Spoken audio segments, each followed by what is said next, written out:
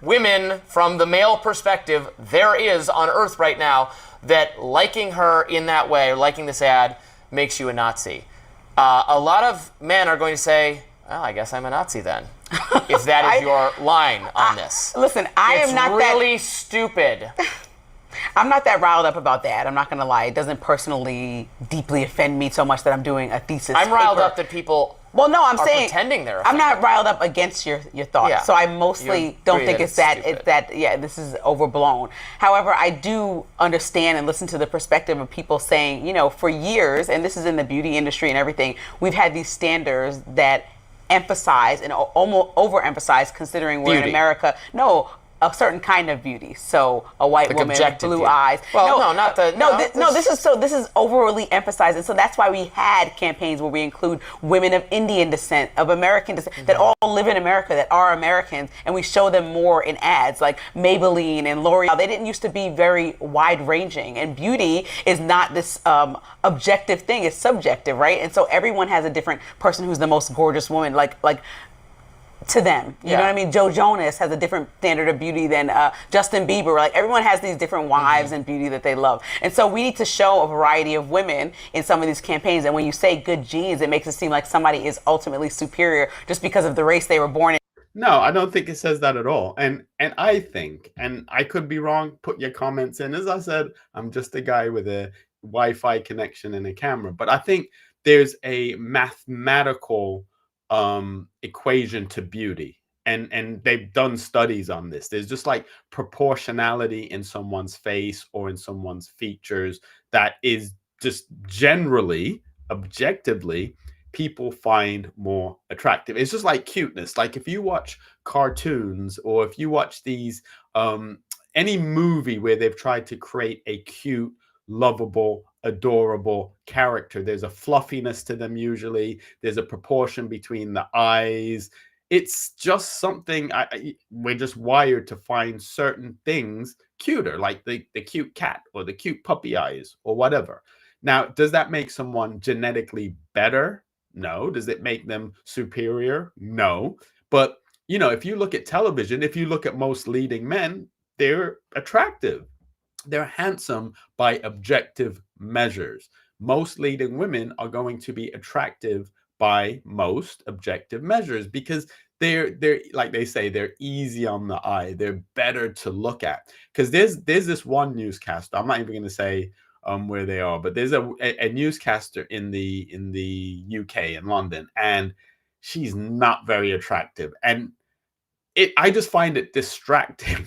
I find it distracting. And I'm not saying that to be mean, but she's not even nondescript. She's like on the other side of attractiveness. So, you just want someone at very least nondescript, but ideally someone attractive that, you want to look at, and then it doesn't distract you from whatever they're saying. So for Lindsay to make it look as if, this is because men might find it attractive, because I would say overall, if you were to poll most men in the US, there's two things that quite often they'll find attractive, which is big breasts and big butts, right? And that goes across, racial divides, etc. Now, culturally, there will be differences and there'll be nuances, but I think that there's something in the wiring of men, for whatever reason, where they like big breasts. And Sydney Sweeney, in the ad, they accentuated the cleavage, which is one of the things why they're saying she's over-sexualized. Even in the ad that I saw where she's walking away and she's wearing the jeans, she's wearing jeans. It's not like she's wearing, and they're not even tight jeans. They're loose-fitting jeans in the ad that I saw.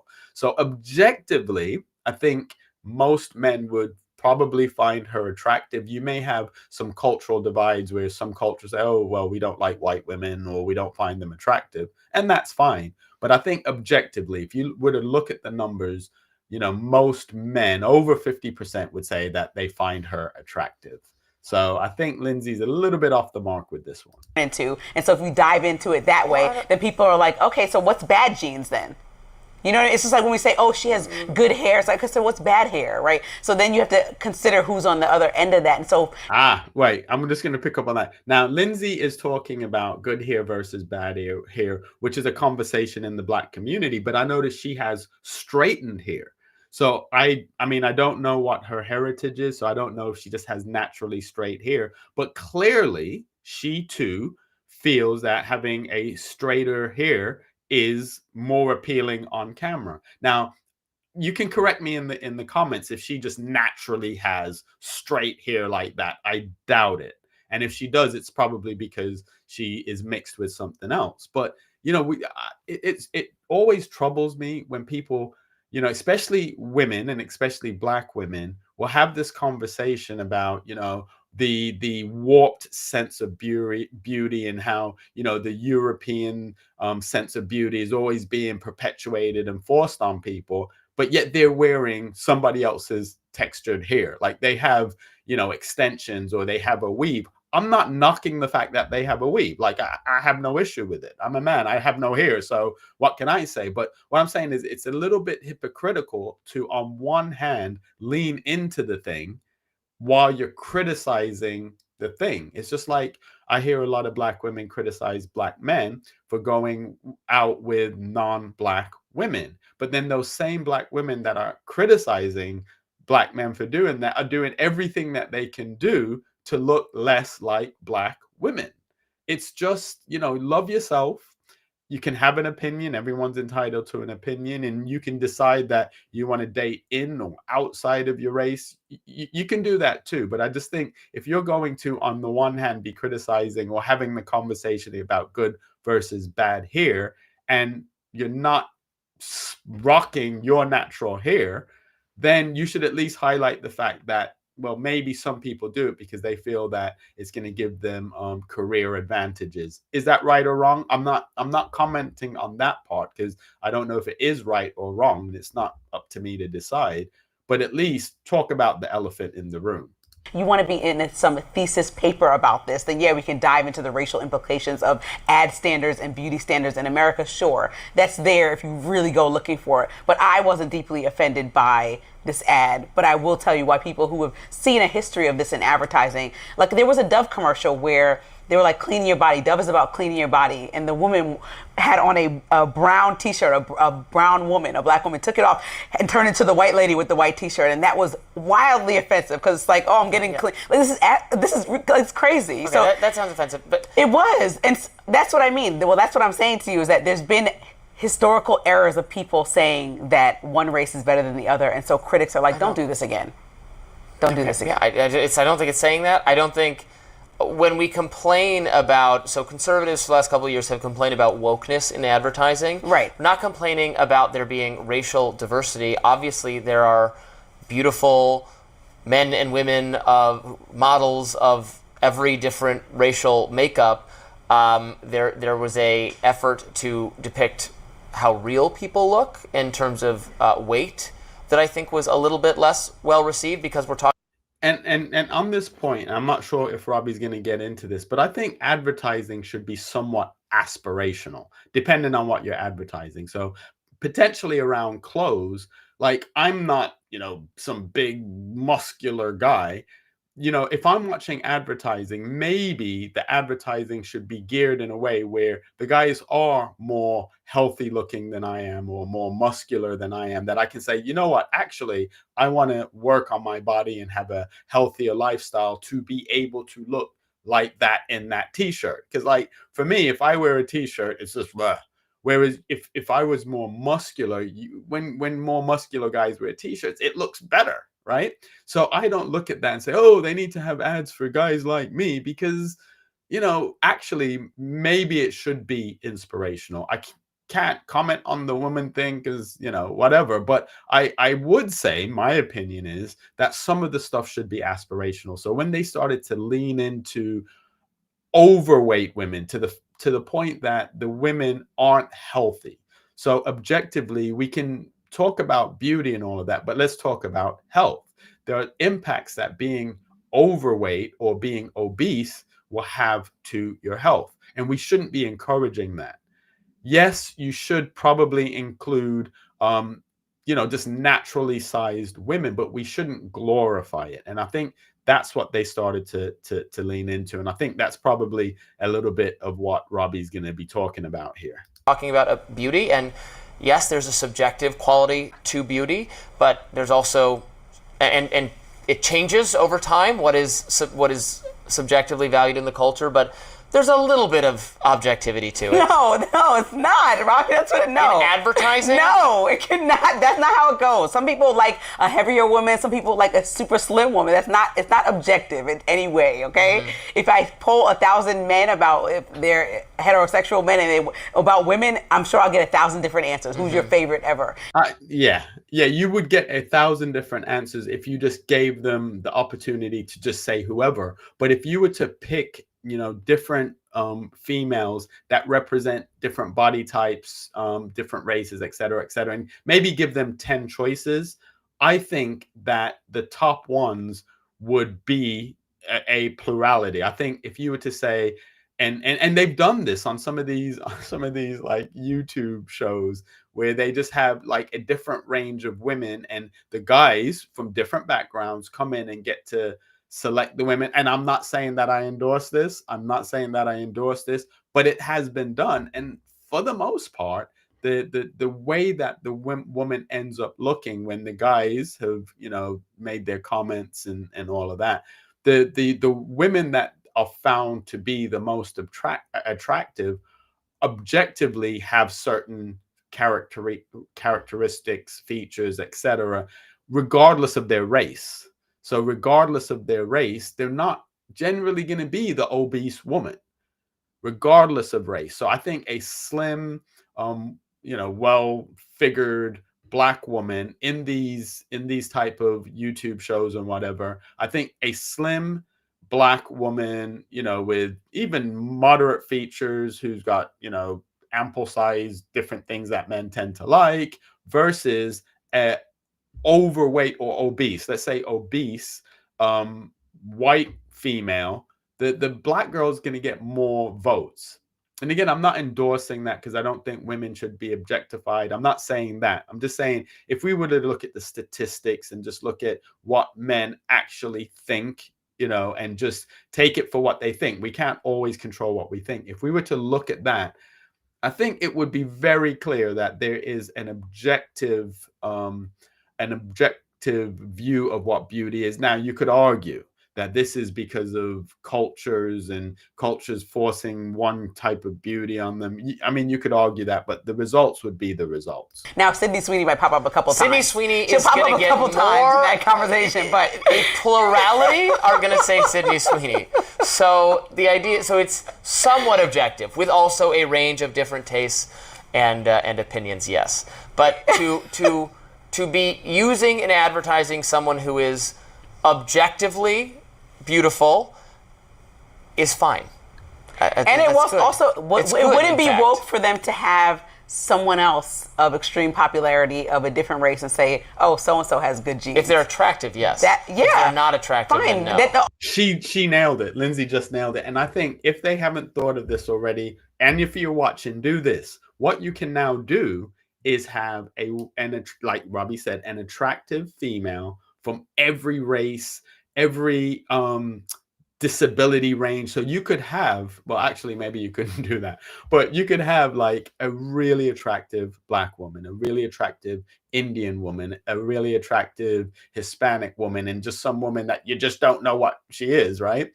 Just start dropping these commercials. But as I said in the very beginning, you see what you're looking for. So guaranteed, if the next ad they were to have an attractive Black woman and she says, I have good genes, then the response from the people that just want to be offended would be, oh, you're just doing this because we made a big deal. You don't really mean this. So there's no way, I was just about to say, there's no way that American Eagle could win, but they've actually won already. Like, the fact that people all over the world are talking about this and talking about this particular brand that if you live outside of the US, maybe you've never even heard of the brand. They've won already. And I think their stock prices went up. Certainly, people watching their clips and stuff has gone up.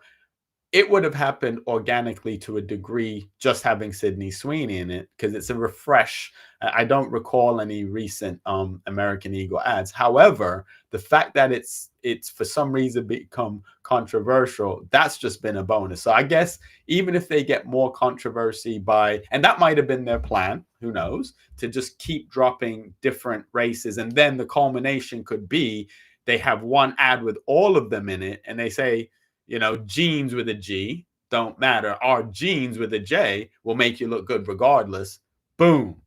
I won't even charge you for that, American Eagle. You can take that one and you're welcome. Alternative to Sydney Sweeney in a different race doesn't have to be unattractive. If this ad campaign keeps going throughout the year and we see other models, Priyanka Chopra, there's like so many beautiful women. It's like, okay, she's gorgeous. Exactly. Yeah. She has good genes too. Not a race thing at all. That's what I'm saying. I'd love to see all that. Kinds of races. So American Eagle should try to thing. enhance this ad. And who's the next one coming? It shouldn't just be again the same exact looking woman. Priyanka Chopra has good awesome. genes too. Exactly. Lots of good genes to be had. Beyonce has good genes. We could just go down the list. And if you have good genes, you can be proud of your genetics if you are a good-looking person without having any kind of racial context to it, right? Yeah, some people are a little sensitive, and rightfully so, right? We have a history of not doing the right thing. And then, some people think we overcorrected. I don't know. Were you ever a shopper at American Eagle?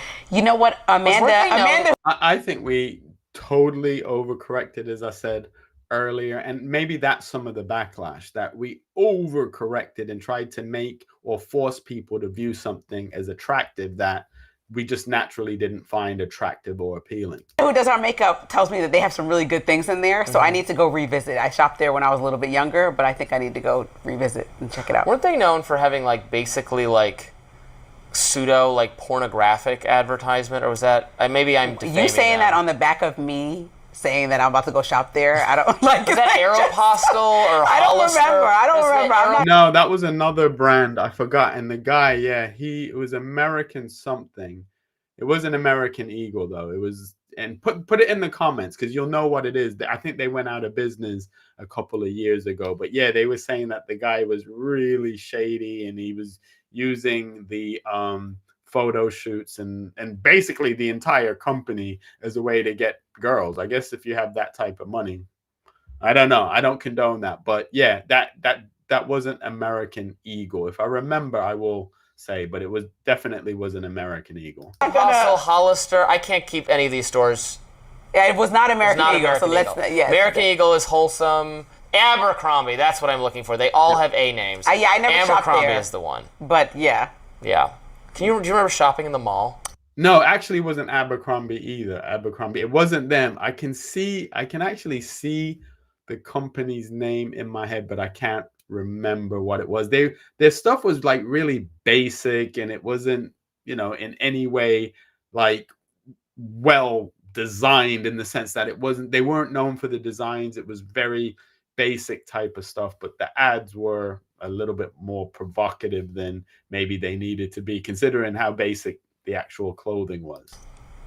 Recently, actually. Do you go to the mall to shop? Yeah, actually, I must try something on. I'm a grandma in that way. You want to try something? Yeah. Yeah, I must try it on. Even if I get it in the mail, I'm trying it on, and then I'll send it back if it doesn't work out. I'm not going to just go with it. I'm actually going to the mall today. Really? To purchase a Nintendo Switch 2, which I will be giving my review But of. not to shop. Anyway, so I think this whole controversy about Sydney Sweeney is manufactured by people who just want to see something negative, and other people that just want something to say that they can have something to click on. I always say this, and now that I understand a little bit more about YouTube and YouTube algorithms, I understand that there's a desire, or there's an incentive to just be provocative for the sake of being provocative. So I do videos, I don't get hundreds of thousands of views, possibly because, I try to be more nuanced. I'm not trying to say things to attack people or, just attack them rather than their ideas. And that's not going to be popular. Let's be honest. Let's be absolutely honest. We do want the thumbnail that says so-and-so smashes such woke, and I do want you to watch my videos. So I do try to find thumbnails and create thumbnail titles that will make you want to watch the video. But hopefully when you watch the video, you see that I do try to be nuanced. I do try to see both sides of things. I have a conservative leaning viewpoint. However, you know, I want to call balls and strikes. So if the conservative side of the aisle is saying the wrong thing, I'll call it out. If the left side of the aisle is saying the right thing, I'll give them props. I'm not a Republican. I'm not a Democrat. I'm an independent. I encourage everybody to just vote policies and look at what's going to be best for you and your family, rather than just saying, well, vote blue no matter who, or vote red no matter, I don't know if there's one that rhymes with that, but, you know, just vote the policies. Just think about the policies, see how it will impact your family, and also do what they call second order thinking, because sometimes the surface thing might seem and feel right. And I think this is where liberals and younger people and Democrats get it wrong. I think on the surface, the thing itself seems and usually feels good. However, the impact of that particular policy, the second order thinking, is not always going to give the outcome that they want. So this is why when you look at a lot of the more democratic cities that want to help people and want to give people choices, and, you know, want to give people who choose to be homeless the right to be homeless, the second impact of that isn't always what they want. And quite often they're not big enough to say, well, we need to do something about this. They keep doubling down. Anyway, make sure you like, subscribe, make sure you put comments in the comment. A lot of people will watch but not subscribe. I'm trying to build the channel that I can do more videos and that I can, you know, just share my point of view. Look, I am just a guy with a Wi-Fi connection and a camera. I don't claim to have all the answers, but I do like to share my opinions, because maybe it will just give you a different way of looking at a particular topic. Thanks for watching, and make sure